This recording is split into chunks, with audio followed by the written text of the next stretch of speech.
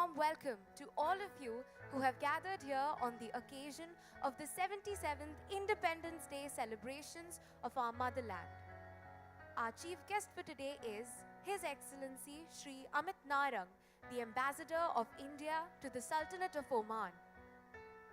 On this day, we as a nation look back with pride and look forward with hope and aspirations to steer our nation towards greater heights. Some important announcements. We request you to keep your mobile phone on silent mode throughout the program. Kindly stand when the chief guest arrives and when the school band plays the national anthem of India. Please note, there is a professional photographer, so we request you to refrain from clicking photographs in order to maintain the decorum of the event.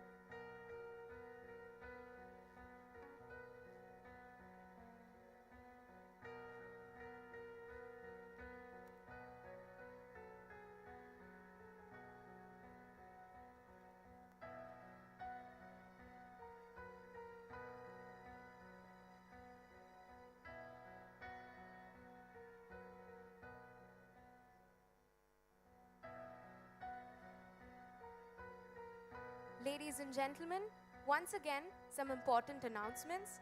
We request you to keep your mobile phones on silent mode throughout the program. Kindly stand when the chief guest arrives and when the school band plays the national anthem of India. Please note there is an official photographer, so we request you to refrain from clicking photographs in order to maintain the decorum of the event. In case of an emergency, there are 5 exits in this auditorium, 2 on the left, 2 on the right, and 1 to the rear of the auditorium opposite the stage.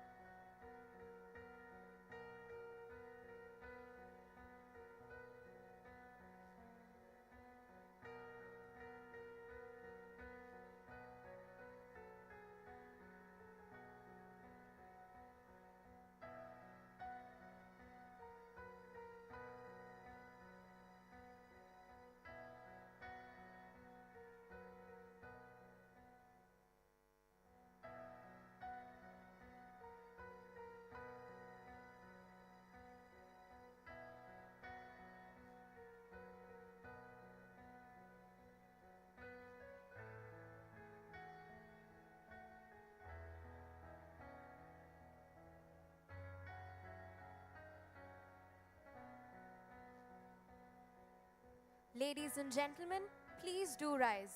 Our chief guest, His Excellency Shri Amit Narang, the Ambassador of India to the Sultanate of Oman, has arrived.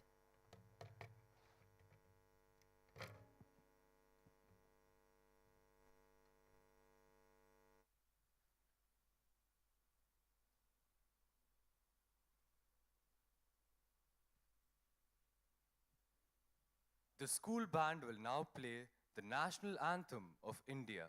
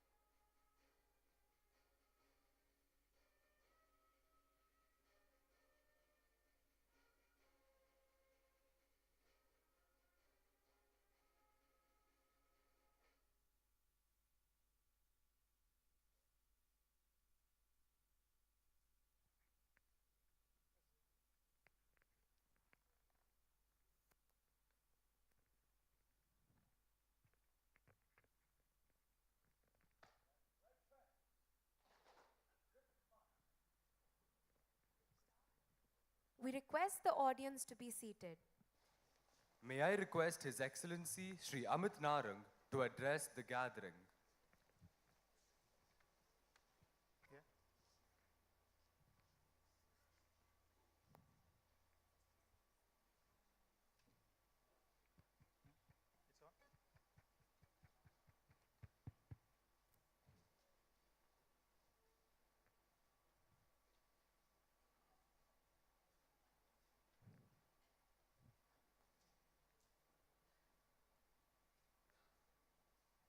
Morning, everybody. The President and Principal of Indian School Gubra, dear teachers, parents, grandparents, and dear children. Oh, there they are. A very happy Independence Day to everybody. It's a privilege for me to be here at the Indian School Gubra on this occasion. I, in fact, look forward to the opportunity of going to one of the Indian schools on our national days, Independence Day and Republic Day. Because, you know, it's a special feeling to watch the next generation of India celebrating India's independence and celebrating India's journey. So very happy today that we are at Indian School Gubra for this. India today is 76 years old. Or shall we say it's 76 years young. Because 76 years is a long time in a person's life. But 76 years is but a blip in the sands of time. Especially when you are talking about a culture and a civilization that is as old as time itself. It's a short time, but a momentous journey. It is like in the lives of our children, it's our nation's happy birthday. But it is also a day of remembrance, because today, when we celebrate our Independence Day, we also remember. In fact, that is the very purpose of celebrating Independence Day. We remember the sacrifices of our freedom fighters, the countless millions, some of them known, countless others unnamed, who gave up their todays for our tomorrow. We remember the countless number of Indians who made India after independence. Our farmers, our workers, our teachers, our soldiers, our scientists, our leaders. They have made this country into what it is today. We remember also the scholars and thinkers who have taught us to have the courage in our hearts to look to the future, but at the same time to hold on to our past, to our traditions. So when the tricolor flutters outside with pride on Independence Day, it is a reminder. It is a reminder that today, whatever we are, we stand on the shoulders of these giants. And that we owe it to the memory of these, or of our ancestors, of those who have gone before. We owe it to their memory to continuously work so that the future of India is better than its past. The future of India is more glorious than the present. 76 years, as I said, is a short time, but a great journey. And we have indeed come a long way. 1947, when we were born, there were many. And some, like Winston Churchill, said it in very colorful words. We don't have to repeat those words. But there were many like him who believed that this was a basket case. That a country as large, as uneducated, illiterate, poor, ungovernable, they called it. They said there is no way. You know, it's just an experiment, it will fizzle out. But we have not just survived, we have thrived. We are today not just the most populous country in the world, we are, more importantly, the world's largest democracy. And today, India is the envy of the world. Because what other people think are obvious, but they cannot do it. We do peaceful transfers of powers every 5 years. Democracy is ingrained in every Indian citizen, whether he's a rickshaw puller or an industrialist. Today, we are becoming the model of how to govern a large country. I mean, look at the journey we have traveled. From one of the poorest and the most backward countries when we were born. And there is no harm in acknowledging that. Today we are, what, the 5th largest economy in the world. And give or take a few years, we are well on our way to becoming the 3rd largest. Again, a remarkable turnaround. Those who have studied this will remember 1956, when India was forced to import wheat from United States under an infamous scheme that was called the PL 480. Difficult times. Today, India is the largest producer of wheat in the world. We are the largest exporter of rice in the world, including to this country. And you name it, milk, nuts, fruits and vegetables.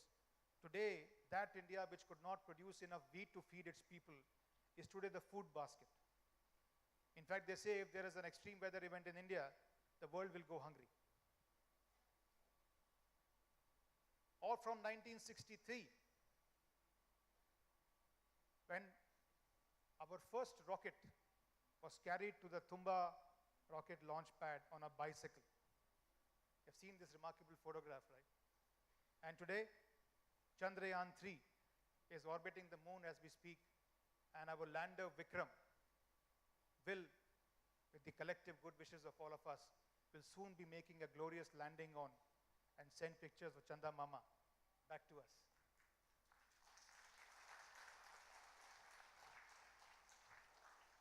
So on Independence Day, clearly there is so much we can talk about, especially for the benefit of our children. There are so many stories, so many attributes. It will take several days to go through that. But I thought today, since I'm speaking in a school, I will talk about people. Because ultimately it is people who make a country what it is. And I fundamentally believe that if today India has done so much that we talked about, it is because of what Indian people are. And I'm not saying we are more intelligent than other people, maybe we are. But that's not the point. The point is there is something else about Indian people that makes them succeed, that makes them do well. And I'm not talking about the bigger names like Gandhis and Nehrus that we all know. I want to talk to our children and give 3 examples.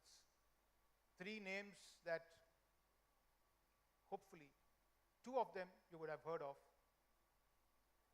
One, in fact, I was also not familiar. I read about this person in the newspapers about 3 weeks ago. But I thought it's a very relevant example for this particular venue, Indian School Gubra. And I'm going to talk about the 3 people, all 3 of them are from the IT industry. Now again, that's purely coincidental. I can take any field of activity and I can give you three names, equally important, equally big contributions. So when we talk about the information technology industry, we of course know about the Satya Nadellas, Sundar Pichais, and that, by the way, itself is a huge story. How come it is that the world's top companies are all led by Indians? It's not a coincidence. There's something to this story that tells you about the country. But of course, that story is well told. These names are well known. As I said, I want to talk about names that are relatively lesser known, if not unknown. So when we talk about the IT industry in India, the father of IT industry in India was a person called Fakir Chand Kohli, better known as FC Kohli. I would encourage children to read up about him. He was the first CEO of Tata Consultancy Services. He was not a software engineer. He was not an IT engineer. In fact, if I'm not mistaken, he was a chemical engineer who grew up in Tata's and then reached Tata Consultancy Services. But this is the person who transformed the IT industry and literally invented the IT services industry, what India was later known for. So after TCS, you had the Wipros and the Infosys, and the rest is history. Right? Today, that model, the world talks about this model, the IT services model. It was thanks to the invention or thanks to the genius vision of this one visionary, the father of Indian IT industry, Fakir Chand Kohli.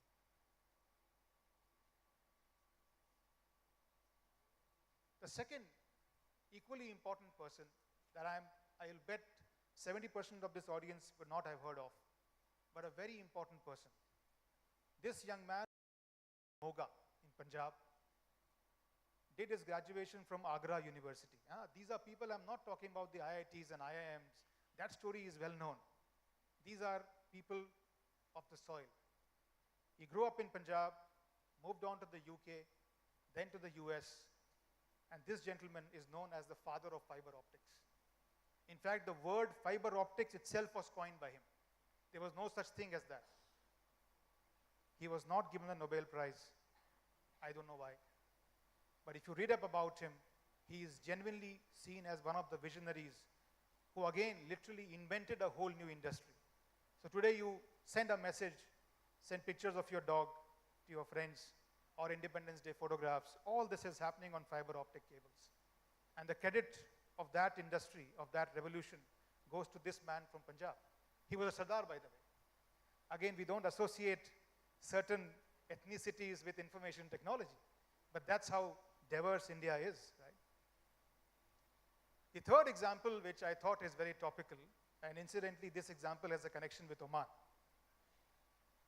So I was reading an article in the Financial Times, I think this must be late July.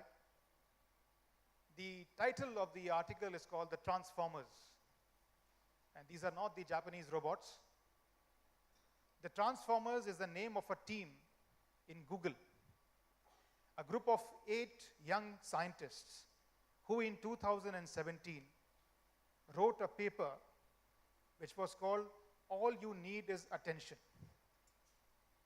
And this paper is apparently, and I'm not an expert on this, but this paper is apparently where the revolution of next generation artificial intelligence, what is called generative AI, which you and I better known as ChatGPT.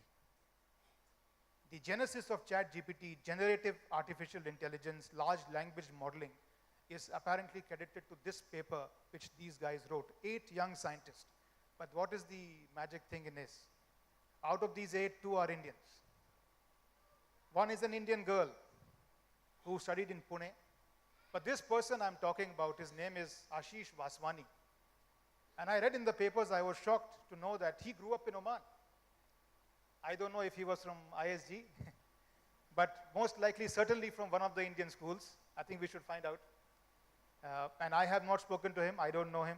I don't have his permission to use his name, so I hope he will not mind. But I thought it's a remarkable example. We should know about this. An Indian kid grows up in Oman, studies in hopefully Indian schools, again does his graduation from India, from BIT Mesra, I think, then moves on to the US, and the rest is history. And he's obviously still very young, but he has contributed to the next evolution in artificial intelligence. Now, what is the point I'm trying to make with these stories? Of course, we have such geniuses, as I said, in every field of life, and several examples that you can also quote. But the point really is, what makes the people of India tick? And more importantly, why is India important for the world? Because I believe people like these, they are people who make global contributions, and many such Indians are doing so. But what makes them ready and able to come up with such things, succeed in the global environment? What is this India thing that people talk about? Of course, one factor, and again, since I am in a school, I think clearly education is that one element. So any Indian parent, it doesn't matter whether from Tamil Nadu or from Himachal Pradesh or from Assam or from Gujarat, one thing that every Indian parent is common to every Indian parent is that they know that education is the only passport for success for their children, right?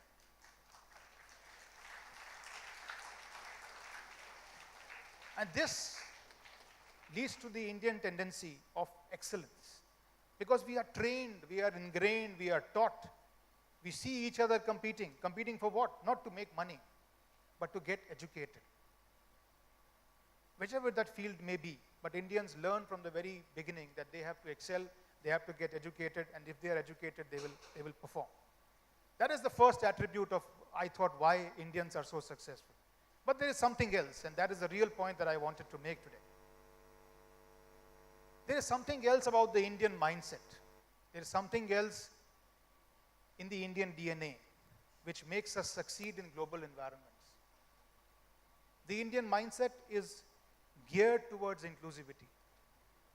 The diverse environments in which we grow up, and more importantly, the intangible heritage that we carry in our minds, which has been given to us in our cultures. And again, I'm not talking about this culture or this region or that region, that language, this religion. I'm talking about the Indian heritage, right? There is something in the Indian heritage that has made us, or makes Indians adaptable, resilient, and adjustable. That's why we are able to go to any setting, any society, and like all of you here, very naturally integrate without losing your Indian touch, by the way. Each one of the Indians sitting here carries the flame of India in their hearts. That never diminishes. It comes out in our festivals, in our marriages, right? But yet, when we perform in any given society, we integrate completely. This remarkable ability of the Indian mindset is something which is very important. And this is something which has been given to us. Nobody comes and tells you that you have to integrate. It is there in your mind. And for 5,000 years, our scriptures have talked about these things. When they say, Ekam Sat Vipra Buddha Vadanti, the truth is one, but the learned ones talk about it in different ways. This is the attribute that is being taught to you intangibly. Or, Akashat Patitam Toyam Yatha Gachati Sagaram, that every single drop that comes down from the sky ultimately all ends up in the same ocean through different streams. A powerful way of expressing the inclusivity of humankind. Or, Ek Varnam Yatha Dugdham Bhinna Varnasu Dheneshu Tathaiva Dharma Vaichatrem Tattvamekam Param Smritam. The cow may be brown, the cow may be black, but they all give white milk. Look at the analogy here. Beautiful, right? Likewise, all religions, they might talk about, and this is a wider sense, all cultures, they might talk about things in different ways, they might look different, but they all ultimately talk about the same truth. And once again, this is not about a particular culture or a particular religion. It is that inclusivity of the mind that we all have. Indians are hardwired for inclusivity.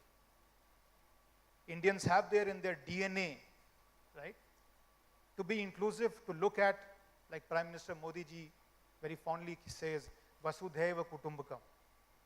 It sounds like a cliche, but frankly, it is there in every one of our minds, because we see the whole society, whole family, the whole earth, the whole world as one family. And that's a unique attribute of Indians. And that is why, and so aptly and so appropriately, the theme as India now leads the global community into trying to build a consensus on major issues as part of our G20 presidency. So aptly, the theme of our presidency is one earth, one family, one future.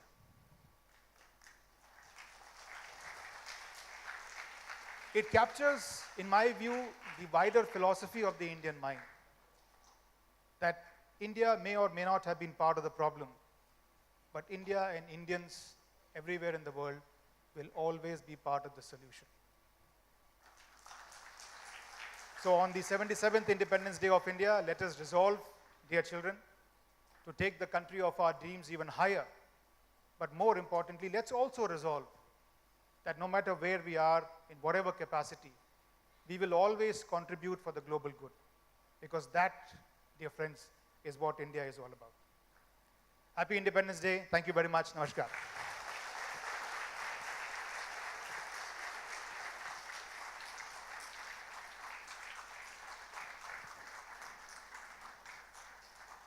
Thank you, Your Excellency. May I request our President, Mr. Ahmed Rais, to come upon the stage and honor His Excellency in our traditional way.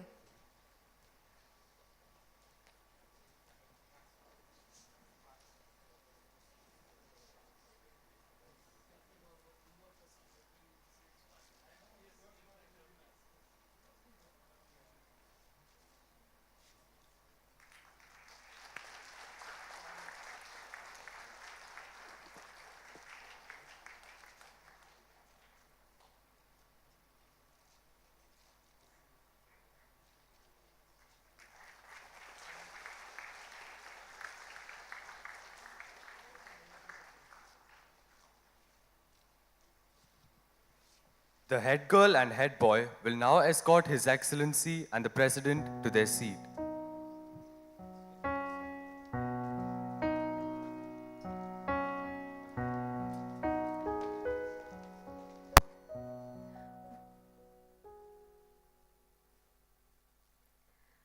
We continue with the school band paying a musical tribute to our nation.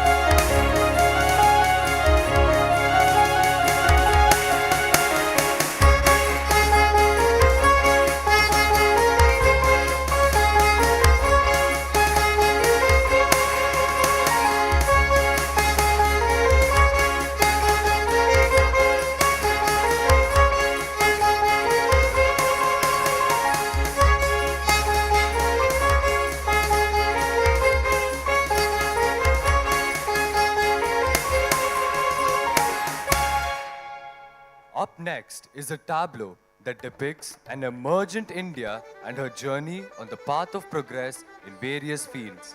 We present Future Ready India.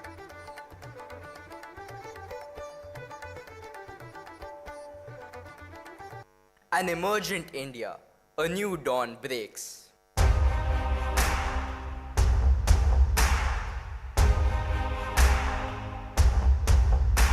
Mahatma Gandhi, our visionary leader, whose teachings are deeply embedded in the spirit of the Indian nation.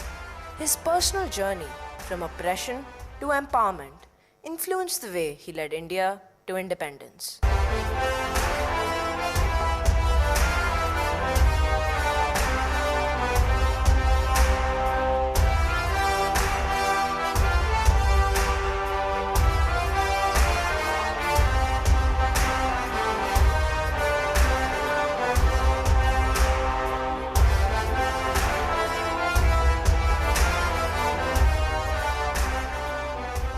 Democracy.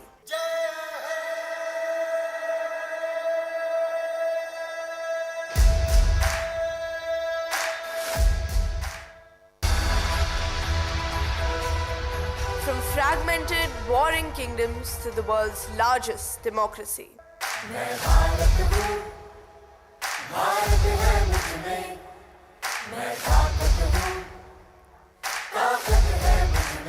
After independence, when India chose for itself a democratic path, many were skeptical. Poverty and illiteracy that prevailed during that time seemed like insurmountable obstacles. So too was its vast and diverse population. Every 5 years, India votes, which is an exercise carried out in a free and fair manner. The diversity, thought at first to be a stumbling block, has only added depth to democracy as a political system.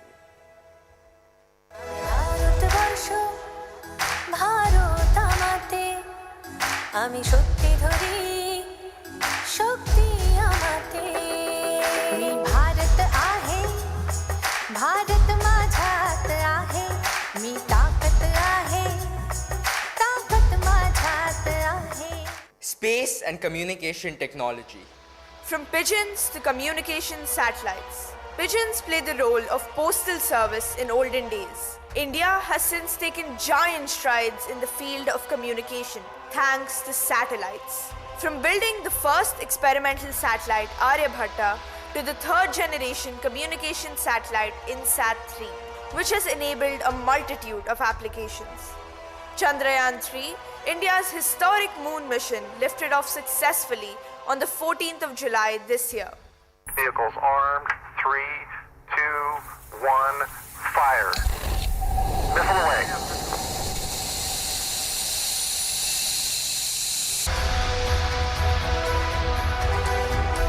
The launch has scripted a new chapter in India's space odyssey. A successful mission will put India in the elite club of only 4 countries to have made a soft landing on the moon.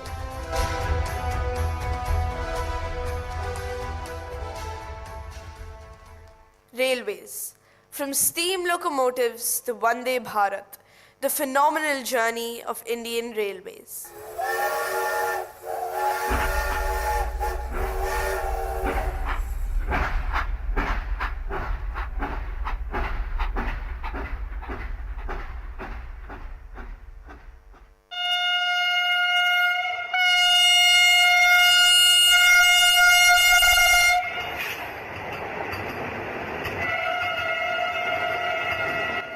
India's railways is the 4th largest railway network in the world.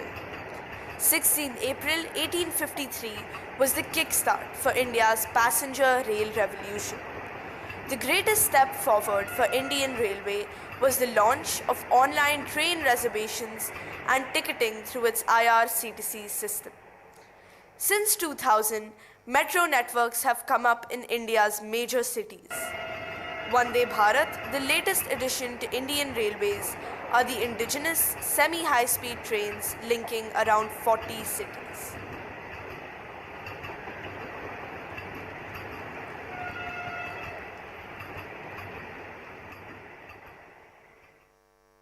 Education.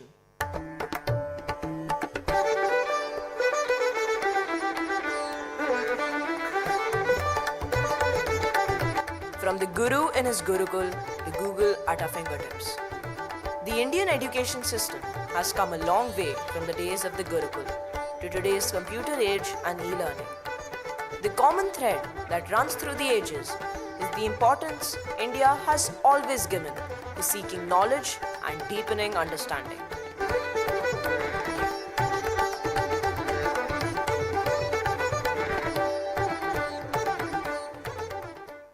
Health. Leading the way in health and wellness from times immemorial. From ancient times, India has always stood out in the health sector, be it yoga, Ayurveda, or our highly trained doctors and surgeons of today. We have become a medical hub where people from all over the world flock to get the best quality yet affordable medical care. India's robust health sector made its mark during the COVID-19 pandemic. In record time, we produced vaccines and organized successful vaccination campaigns to deliver over 200 crore doses. Women empowerment.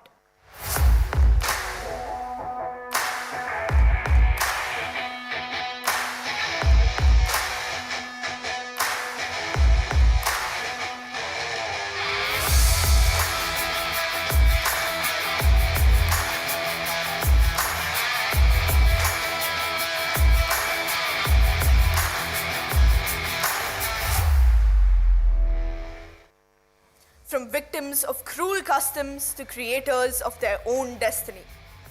Women have emerged from the dark shadows of gender discrimination to be at par with men, to shoulder the responsibilities of nation building. There are many schemes and programs in place to provide a level playing field to the women of India. They have broken the glass ceiling in many fields to prove their worth, from the highest position in a company to the highest office of the country.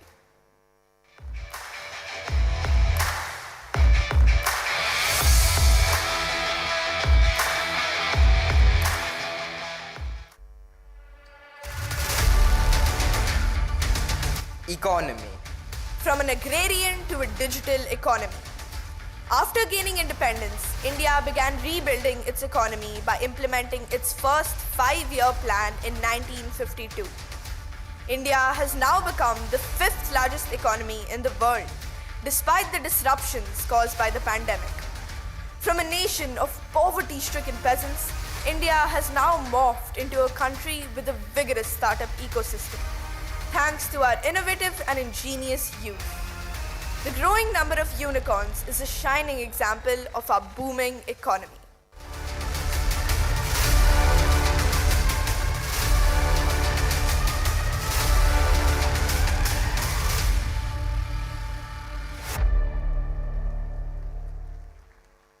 G20 presidency.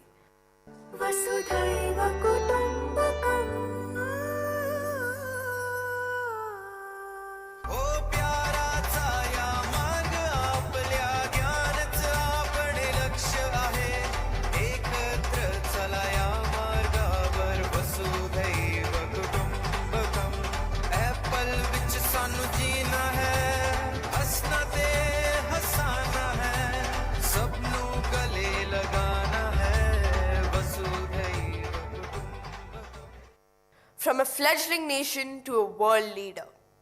The G20 is a premier forum for international economic cooperation among countries such as America, United Kingdom, Brazil, Australia, France, Germany, and the European Union, to name a few.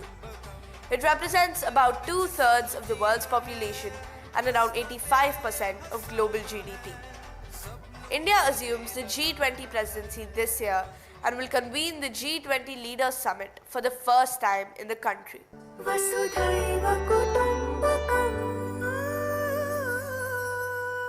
Doing our bit for the motherland. Indian school Al Gubra has aimed at instilling values which are central to the Indian ethos. The alumni of ISG has acquired knowledge and skills that are essential for the country's growth and development, and are proudly serving humanity in various roles. they strive hard to be worthy of the grand heritage they belong to as Indians.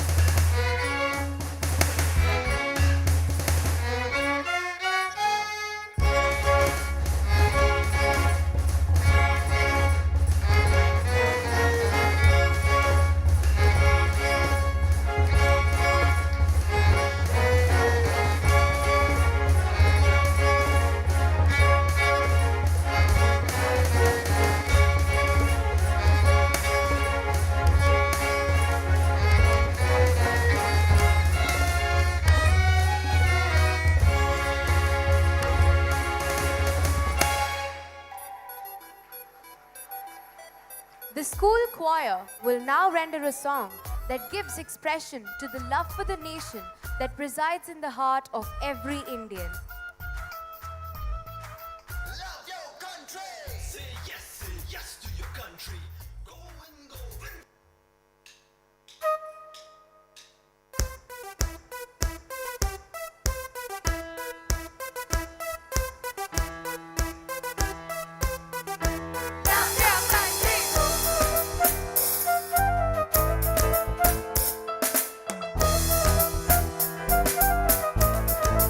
Love your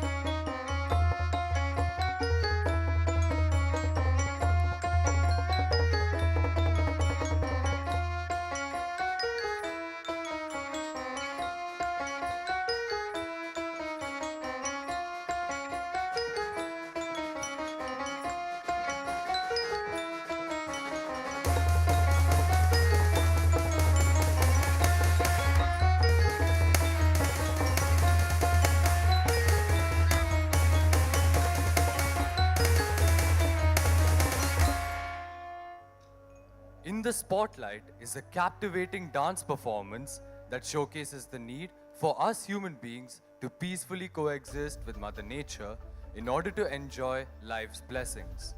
And this will be followed by Sargalaya, a rhythmic melange.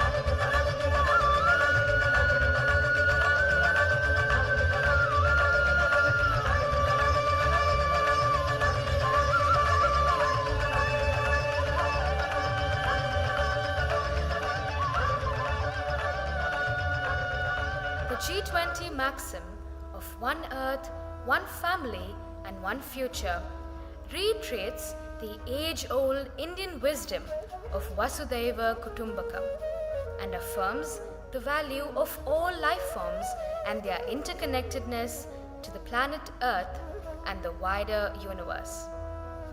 Let us embark on a journey of togetherness in a pristine ecosystem that is home to a rich variety of flora and fauna.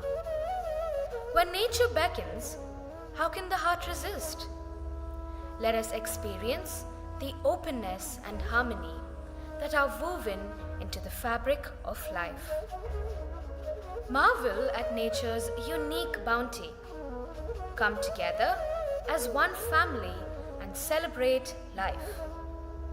Let us, as a society, align to this truth of being interconnected, interrelated, and interdependent. Let us foster understanding through the universal language of love and reinforce unity among humanity. Let peace be the answer for a bright and harmonious world.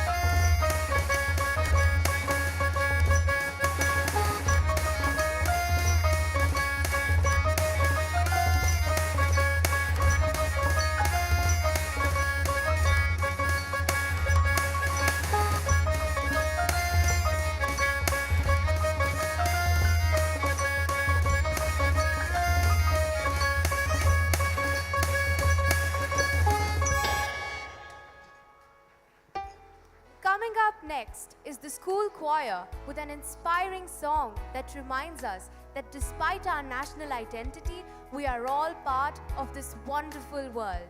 Ladies and gentlemen, we present the song, We Are the World.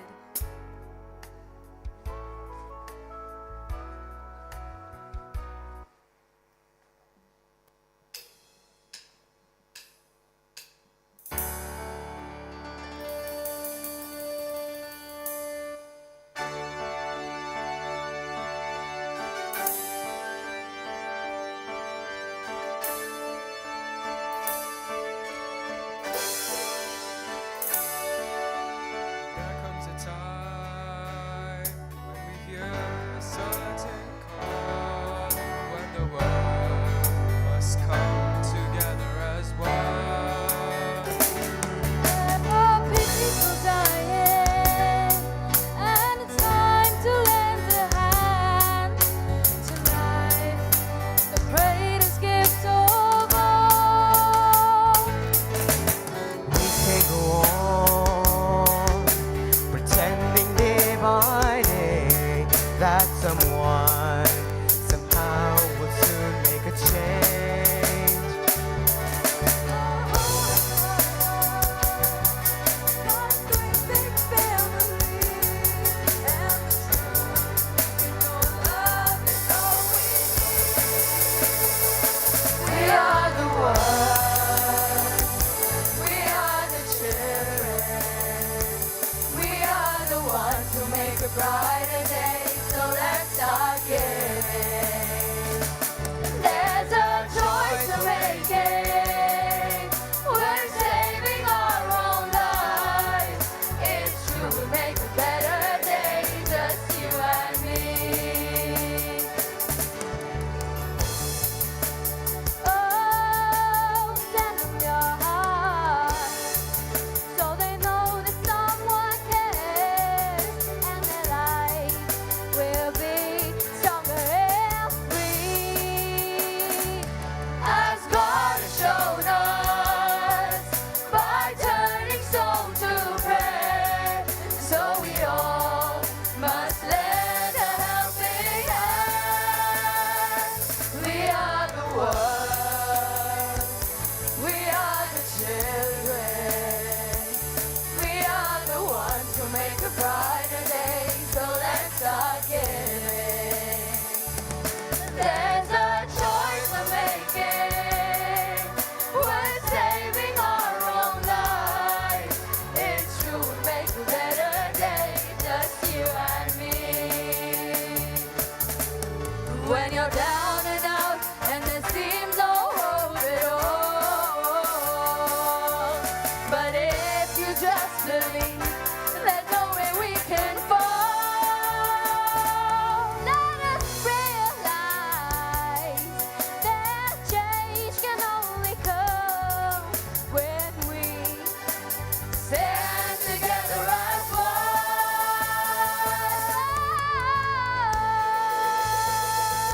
We are the world. We are the children. We are the ones who make a brighter day. So let's start giving. There's a choice to make it. We're saving our own lives. It's true, we'll make a better day, just you and me.